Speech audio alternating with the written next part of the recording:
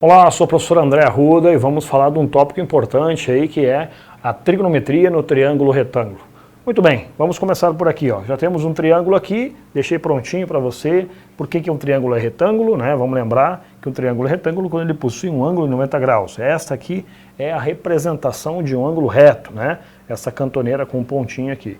E aqui tem mais ângulos internos, tá? Lembrando também que a soma dos ângulos internos de qualquer triângulo vale 180 graus. Se só este aqui é 90, ele já é o maior, porque os outros somados vão também somar 90, tá? Algumas medidas importantes antes de entrar com mais aprofundamento nesse assunto, né? A representação de algumas medidas, de lado, ângulo interno e a medida de cada lado, tá? Normalmente um triângulo você representa os vértices por letras maiúsculas do alfabeto. Então você tem aqui o vértice A, vértice B e o vértice C.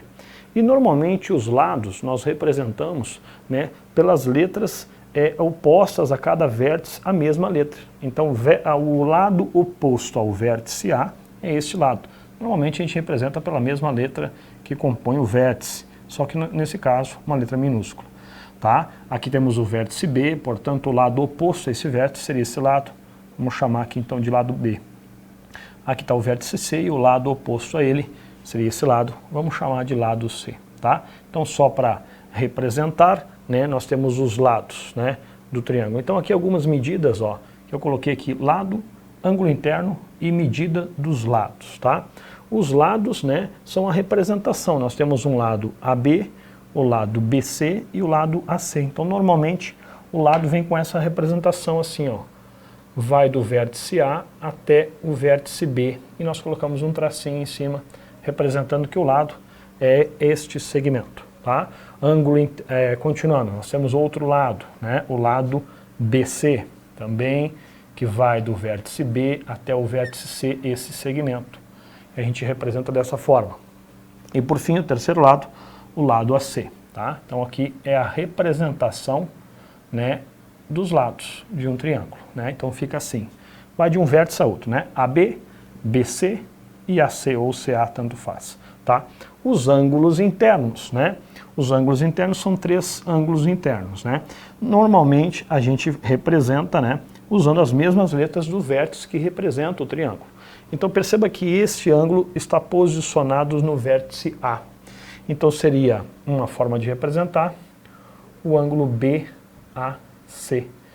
A letra sempre fica no meio, um chapeuzinho em cima da letra, tá? Então, portanto, o ângulo A é assim representado, tá? Se eu estou me referindo a este ângulo, que está posicionado no vértice A letra fica no meio das outras letras, ok? Continuando, vamos representar aquele ângulo lá de cima, portanto ele está posicionado no vértice B, então a gente já sabe que a letra B fica no meio, então fica ABC, o ângulo ABC, e um chapeuzinho em cima da letra B. Por fim, o terceiro e último ângulo seria o ângulo aqui posicionado no vértice C. Então seria ACB ou poderia ser BCA, tanto faz, tá?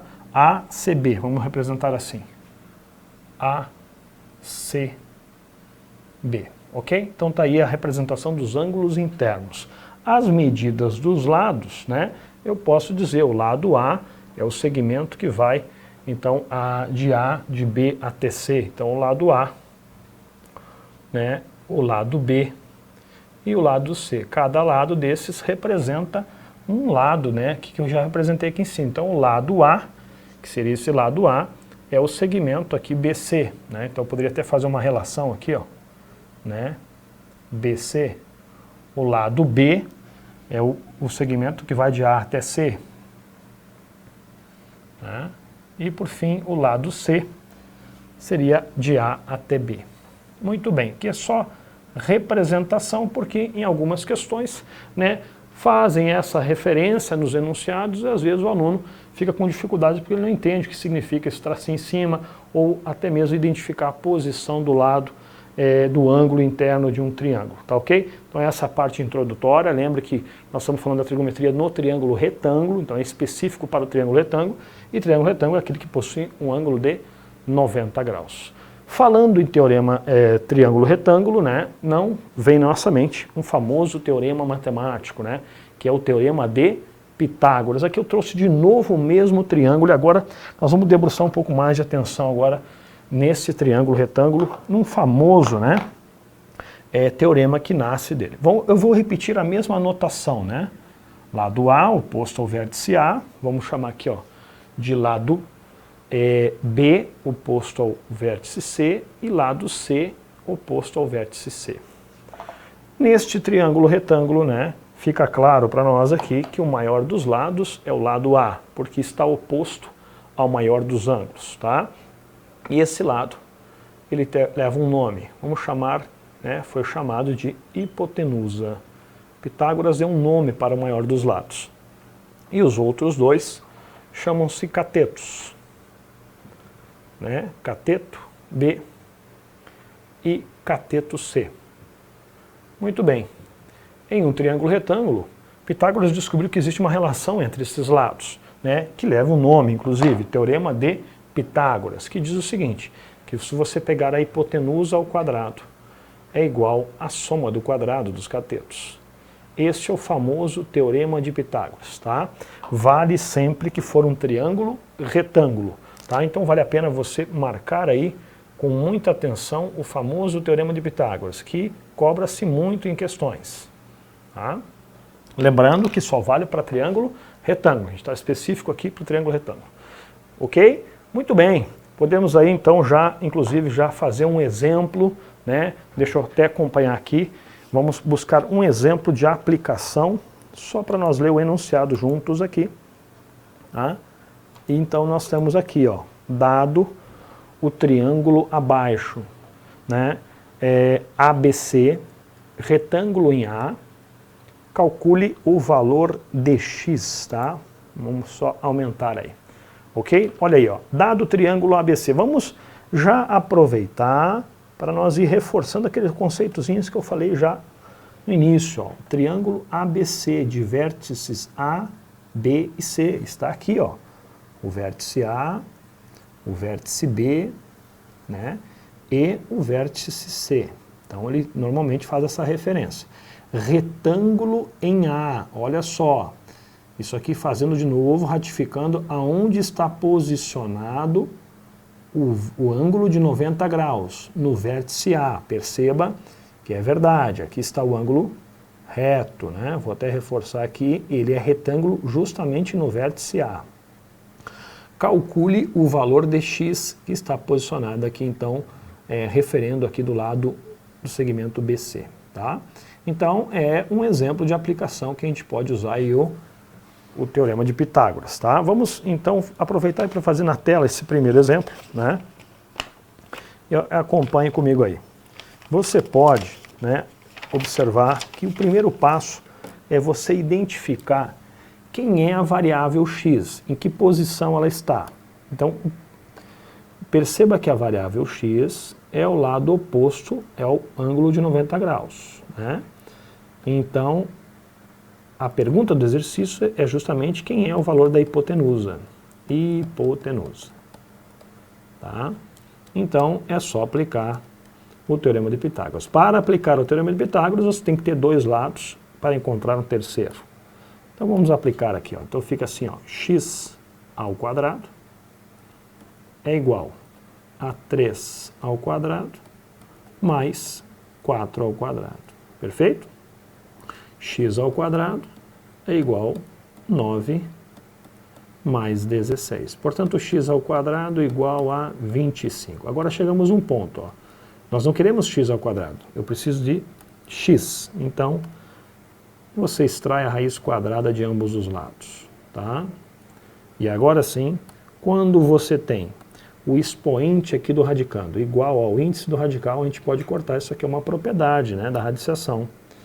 E ficamos com a resposta, então, x igual a 5. Perceba que o valor encontrado deveria ser maior que os outros lados. Não existia hipótese de eu encontrar um valor para a hipotenusa menor que um dos lados, né, porque senão contraria essa lei aqui de relação entre um lado e um ângulo oposto. Quanto maior o ângulo, maior o lado oposto a ele, tá, em um triângulo. Então, realmente, o valor de x aqui está compatível aí com o desenho aí do triângulo retângulo apresentado. Beleza? Muito bem. vamos agora aqui, ó, a um próximo exemplo. Dado o triângulo ABC abaixo, retângulo em A, mesma situação, vamos sempre, por precaução, sempre nos certificar dessas notações aqui, ó. Triângulo de vértices A, vértices B e vértice C. Retângulo no vértice A, portanto o ângulo de 90 graus está posicionado no vértice A, isso é verdade. Calcule o valor de x, agora cuidado. O valor de x não é mais a hipotenusa, tá? Então sempre, por recomendação, identifique logo quem é a hipotenusa, sempre o lado oposto ao ângulo de 90 graus. Então está aqui o valor da hipotenusa, que nesse caso vale 13. E os outros dois são os catetos, inclusive um deles é a dúvida do problema. Cateto x e o cateto 5. O lado, né? Muito bem, então percebe que a dúvida aí, ó, é um dos catetos, não hipotenusa. Então é muito cuidado na aplicação do Teorema de Pitágoras, que normalmente algum erro muito comum é você colocar sempre a variável como se fosse a hipotenusa. Não, o teorema diz o seguinte, que a hipotenusa ao quadrado, vou repetir o teorema aqui, ó, é igual à soma do quadrado dos catetos. Tá? Então esse valor aqui é a hipotenusa. Se esse valor é hipotenusa, não é o valor de x, né? Porque o x é o cateto. A hipotenusa, inclusive, a gente já tem.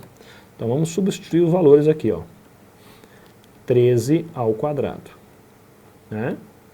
Mais b ao quadrado, que está lá, 5 ao quadrado, mais o outro, que vale x. Então a variável é um dos catetos, está aqui a representação. Beleza? Então agora é só resolver, né? 13 ao quadrado é 13 vezes 13, isso resulta em 169. Igual 5 ao quadrado, isso aqui é igual a 25, mais x ao quadrado. Passo 25 para o outro lado, ele vem subtraindo, menos 25, igual a x ao quadrado. Realizando essa continha aqui, você encontra 144, igual a x ao quadrado. Agora, novamente, o que eu pretendo é o valor de x, eu extraio a raiz quadrada de ambos os lados. Com isso eu consigo eliminar aquele expoente lá do radicando, porque ele é igual ao índice do radical. E com isso, você sai daquela situação ali, né? E a raiz quadrada de 144 vale 12. Portanto, o valor de x vale 12. Ok? Então perceba que, novamente, eu deveria encontrar um valor menor que a hipotenusa, né? A hipotenusa é o maior dos lados. Então esse valor aqui, que é o valor de x, nós encontramos. Vale 12. Então veja que sempre é interessante você fazer uma relação, posicionar o valor, né, no triângulo e verificar se tem sentido, porque não teria sentido nós encontrar um valor nem igual, né, e nem maior que a hipotenusa para um dos catetos. Contraria a lei de formação aí em relação aos ângulos, né, porque quanto maior o ângulo, maior o lado oposto a ele. Nesse caso, o maior ângulo é de 90 graus, portanto a hipotenusa deve ser o maior dos lados. Muito bem, né, essa parte introdutória aí do triângulo retângulo, e principalmente na relação do Teorema de Pitágoras, é muito comum em prova. Agora, eu quero passar uma dica bacana para você, tá?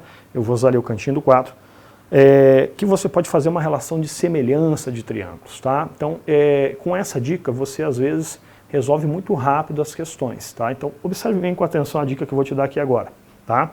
Eu vou repetir o triângulo retângulo, tá? Ali apresentado. Vamos lá. Eu vou colocar o triângulo retângulo mais famoso, né? O triângulo pitagórico aqui apresentado. Muito bem. Então vejam só, eu tenho aqui, ó, novamente o triângulo retângulo, beleza? Vamos colocar os lados dele aqui, vamos só nos certificar que ele é retângulo. Posicionei o vértice, o ângulo de 90 graus, vamos posicionar os vértices, vértice A, B e C, beleza? Então ele é retângulo. Ok, vamos repetir aqueles valores que nós encontramos no exemplo número 1. O triângulo de valores 3, 4 e 5, tá? Este é o menor triângulo de valores inteiros, né, possível. Você não consegue um triângulo de valores menores que este, tá?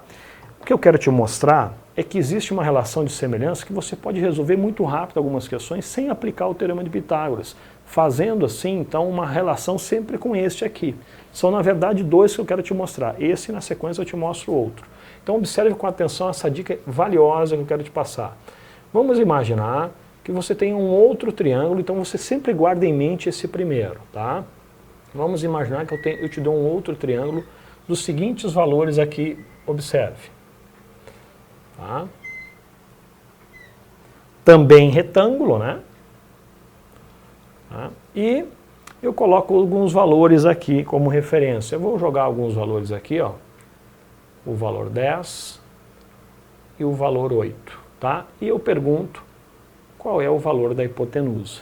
Então é um exemplo, né, que com a prática você nem aplica o Teorema de Pitágoras, sempre você vai lembrar deste camarada aqui, que é o menor. Eu vou inclusive aqui, ó, tá, me certifica para deixar mais limpa a informação, eu vou apagar os vértices para ficar em evidência somente os lados agora, tá? Então observe com atenção, o que aconteceu aqui, ó, né? Existe uma relação com esse lado? Existe, né? Pode ser que sim, pode ser que não. Vejam só, o que aconteceu do 4 que virou 8? Houve um fator multiplicativo, multiplicou por 2. Veja que esse fator não aconteceu para este lado, porque veja bem, se eu multiplicar também por 2, não deu os 10. Então não tem a relação. Então, perigosa esse exemplo aqui. Agora, se eu trocasse o 10 e colocasse, por exemplo, o valor 6, veja que este fator multiplicativo agora encaixaria para dois lados, para este e para esse. Opa, se deu certo para 2, tem que ser para 2, por isso que eu coloquei o primeiro proposital para você tentar relacionar e viu que não deu. Então, multipliquei por 2 aqui, deu 8. Se esse mesmo fator foi utilizado para o outro lado, e você percebe que sim, porque 3 vezes 2 dá 6, nem precisa você pensar muito para me dizer quanto vale esse lado aqui. Porque se eu usei para dois lados o mesmo fator, eu posso estender para o terceiro, sem ter que aplicar o Teorema de Pitágoras, eu já encontro o terceiro valor desse outro triângulo, fazendo essa relação então de semelhança. Então, portanto, esse lado não há dúvidas que vale 10. Olha que interessante, né? Mas tem que fazer na mesma relação, né? Cateto, cateto, cateto, cateto, hipotenusa com hipotenusa. Então, com isso, facilita muito. Isso vale para os múltiplos e também para os submúltiplos. Se eu pegasse um triângulo menor, você também poderia fazer a mesma relação. Vou fazer aqui do lado. Um outro triângulo também retângulo que vai nascer deste camarada aqui, só que com valores menores. Por exemplo, esses aqui, ó. Né? Inclusive, vou desenhar até um pouquinho menor, de propósito. Tá? Ó, eu vou colocar o valor aqui, ó, 0,4, 0,5. Ele também é retângulo, então perceba que ele, no desenho até ele é menor, né? E eu te pergunto aqui quem é este terceiro lado.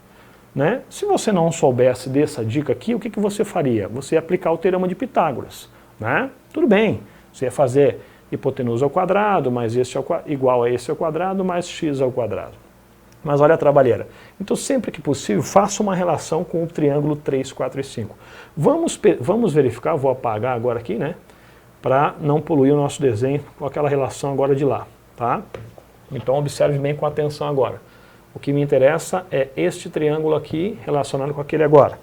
Vamos ver o que ocorreu com a hipotenusa em relação à hipotenusa dada lá. Houve de 5 para 0,5, houve uma divisão por 10 aqui, né? Foi dividido por 10. Perceba que se eu usar a mesma regra e der certo aqui, eu já tenho duas relações iguais. Veja que deu certo também para o cateto. Divisão por 10. E se esta regra foi utilizada para dois lados e deu certo, e você percebe que sim, eu posso tranquilamente estender para o terceiro, tá? Então não há dúvidas que o terceiro lado lá também vai usar a mesma regra. Com isso, este valor vale quanto? Vale 0,3.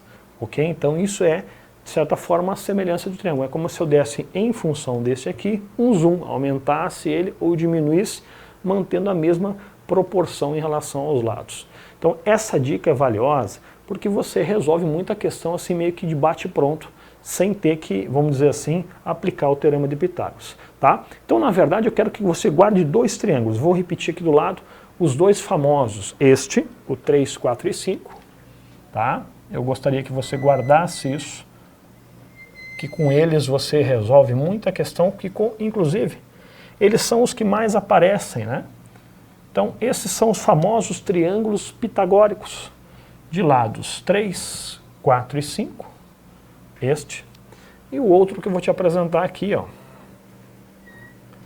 de lados 5, 12 e 13, né? Da mesma forma, também pitagórico, que nasce do teorema de Pitágoras. Então observem aqui, ó, esses dois são muito famosos. Quando eu falo famosos, é porque eles têm uma incidência muito grande em questões de prova. Então você tem aqui, ó, esse lado, 5, 12 e 13, tá? Esses dois triângulos são triângulos pitagóricos. Perceba que vale a relação de Pitágoras tanto para esse quanto para este aqui, que a gente fez, inclusive fez os dois exemplos em função desse caso aqui. Também vale a relação para este triângulo, tá? Então vamos perceber aqui um outro exemplo, tá?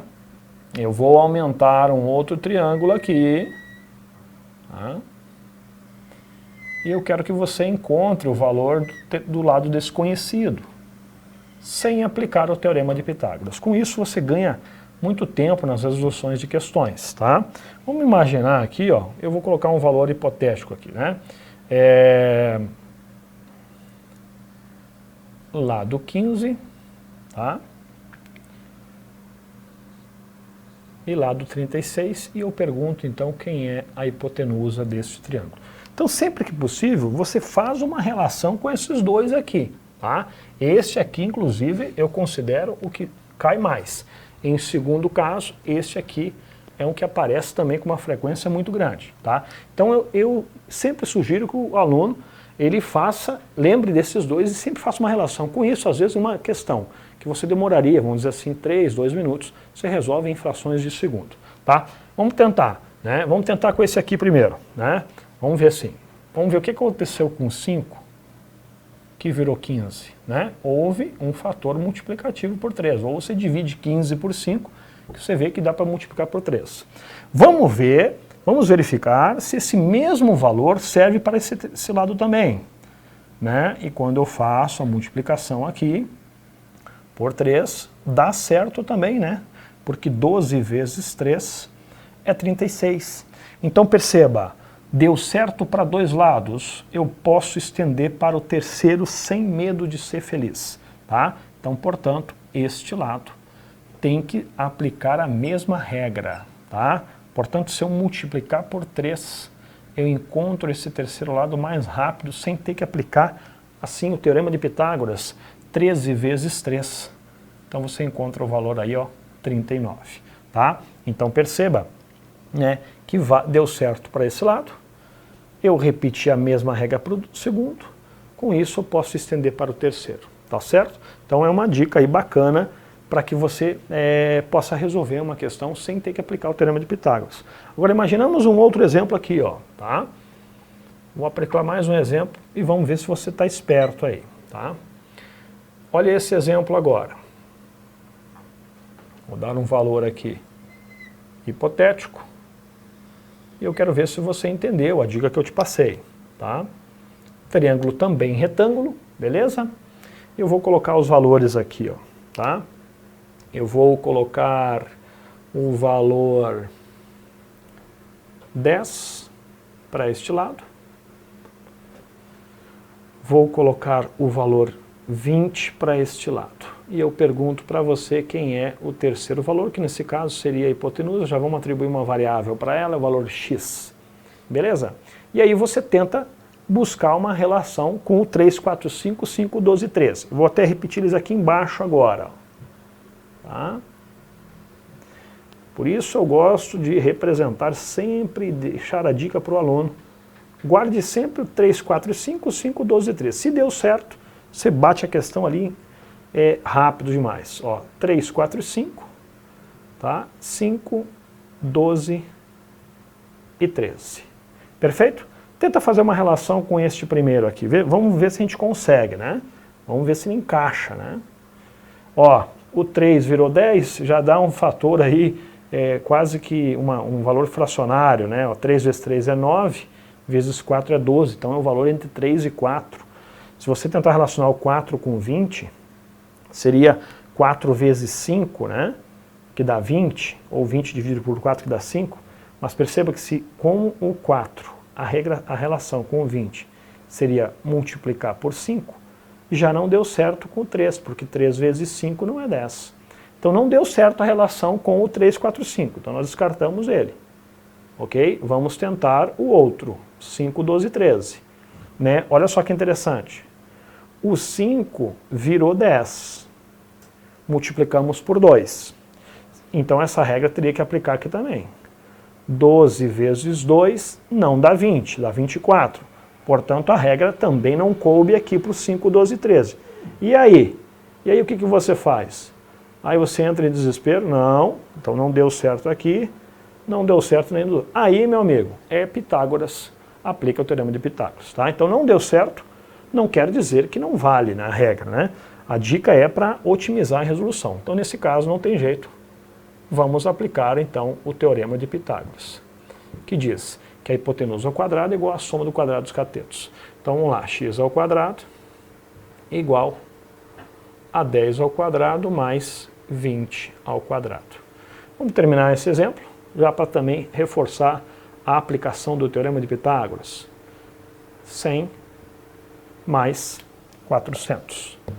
Então, temos aqui, ó. Tá?